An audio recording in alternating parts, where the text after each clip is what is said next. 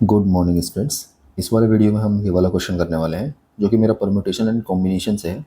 तो सबसे पहले आप वीडियो को पॉज करके इस क्वेश्चन को अच्छे से ट्राई कीजिए और अपना आंसर कमेंट कीजिए। आओ तो मैं स्टार्ट करता है। तो क्वेश्चन में हमसे बोला है M and N be two two digit numbers where M is less than the total number of pairs M comma N such that GCD of M and N equals to 6। ठीक है, तो basically हमें M on an के जितने भी order pair बन सकते हैं वो हमें फाइंड करने हैं। और एम और एन मेरे 2 डिजिट के नंबर हैं। ठीक है, एंड उसके बाद बोला है कि इनका दोनों का जो जीसीडी है वो 6 है। तो मैं सबसे पहले यहीं से स्टार्ट कर लेता हूँ, क्योंकि अगर जीसीडी 6 है तो हम एम को 6 से लेट कर सकते हैं एंड एन को 6 भी लेट कर सकते हैं।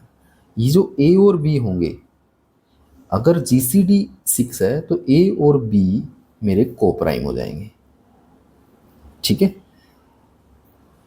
इसके बाद हम बात करें तो ये जो एम और एन है मेरे, ये मेरे 2 डिजिट के नंबर हैं।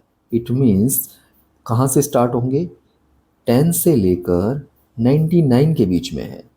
इसके बाद अगर देखा जाए तो एम और एन मेरे 6 से डिविजिबल हैं। तो एम और एन की वैल्यूज़ क्या क्या हो सकती हैं, वो मेरी हो सकती है 12, 18, 24 एंड ये कहाँ तक हो सकती है, 96 तक हो सकती है। ठीक है, क्योंकि ये सारे ही 6 से डिविजिबल नंबर हैं जो मेरे 10 से और 99 के बीच में आ रहे हैं। तो मैं इस 12 को लिख सकता हूँ 6 इंटू 2, इसको लिख सकता हूँ 6 इंटू 3 एंड इसको लिख सकता हूँ 6 इंटू 16।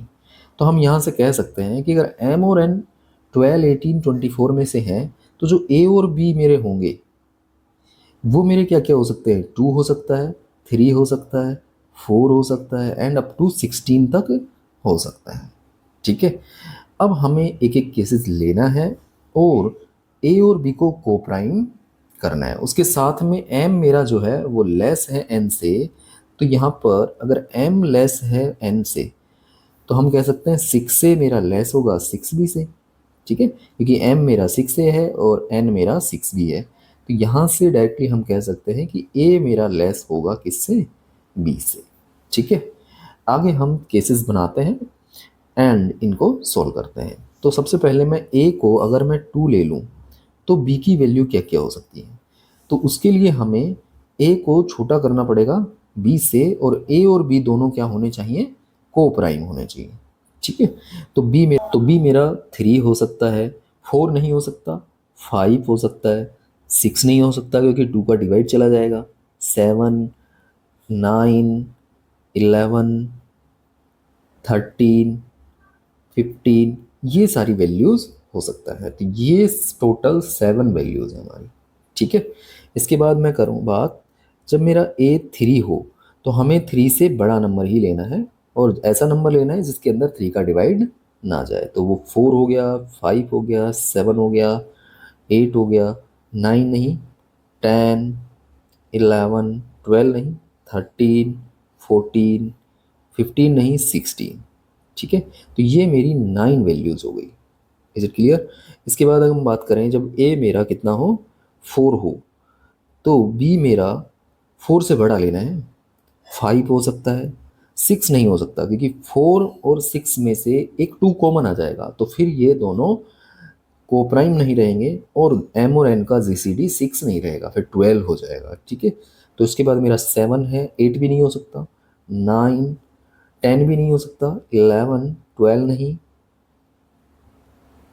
13, 15 एंड 16 भी नहीं हो सकता। ठीक है, इसके बाद अगर हम बात करें तो ये टोटल केसेस कितने हो जाएंगे हमारे, 6 केसेस हैं।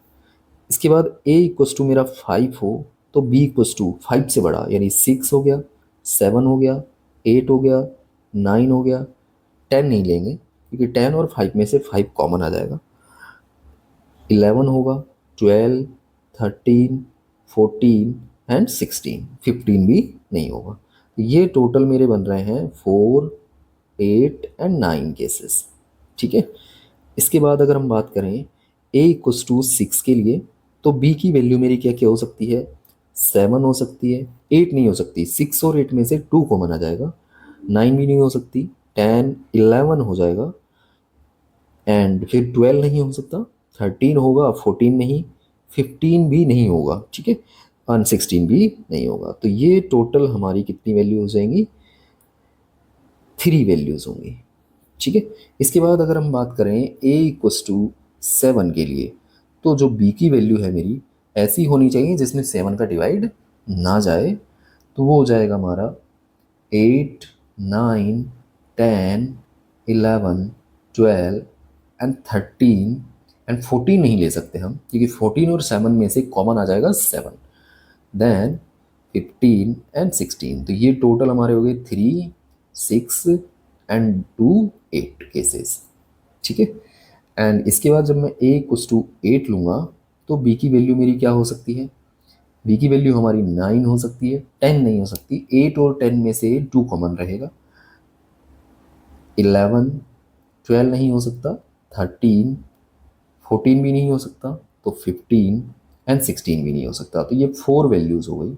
इसके बाद अगर हम बात करें a इक्वस टू 9 के लिए, तो b की वैल्यू मेरी हो जाएंगी, 9 से बड़ी वैल्यू लेनी है, b मेरा जो है a से बड़ा है, तो 10 हो जाएगा, 11 होगा, 12 नहीं होगा, 13, 14 एंड 15 नहीं होगा, क्योंकि 15 और 9 में से 3 कॉमन आ जाता है, एंड देन 16। तो ये टोटल हमारी 5 वैल्यूज़ हो गई। इसके बाद अगर हम बात करें a इक्वस टू 10 के लिए, तो b की वैल्यू मेरी 11 हो सकती है, 12 नहीं होगी, क्योंकि 10 और 12 में से कॉमन 2 रहेगा, 13 होगा, 14 नहीं होगा, 15 भी नहीं होगा एंड 16 भी नहीं होगा।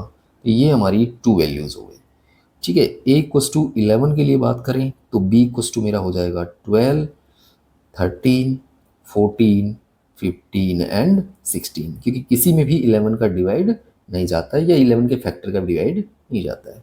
ये टोटल हमारे 5 वैल्यूज़ हो गए। इसके बाद हम बात करें a इक्वस टू 12 के लिए, तो b की वैल्यू मेरी क्या क्या हो सकती है, 13 हो सकती है, 14 नहीं होगी, 15 भी नहीं होगी एंड 16 भी नहीं होगी, तो एक वैल्यू यहाँ से आई। इसके बाद a इक्वस टू 13 के लिए b की वैल्यू मेरी हो जाएगी 14, 15 एंड 16, तो ये 3 वैल्यूज़ हो गई। एंड a इक्वस टू 14 के लिए b की वैल्यू मेरी हो जाएगी 15, 16 नहीं होगी, क्योंकि 14 और 16 में से 2 कॉमन आ जाएगा। a इक्वस टू 15 के लिए b की वैल्यू मेरी हो जाएगी 16। इसके बाद जब मैं a इक्वस टू 16 लूँगा तो b हमें बड़ा लेना पड़ेगा 16 से, बट यहाँ पर जो मुझे a और b की वैल्यू लेनी है वो 2 से लेके 16 के बीच में ही लेनी है। आगे हम हमारे टोटल केसेस फाइंड करें तो वो हो जाएंगे 7 + 9, 16, 22, 31, 34, 42 एंड 46, 51, 53 एंड 58, 59 एंड 62। एक केस ये होगा 63, एक केस ये होगा 64। तो टोटल जो केसेस बनेंगे हमारे 64 केसेस बनेंगे। It means total number of pairs हमारे एम और एन के कितने हो जाएंगे, 64। तो इस क्वेश्चन का राइट आंसर हमारा 64। अगर आपको वीडियो अच्छा लगा हो तो please like share and subscribe my channel. Thank you for watching this video.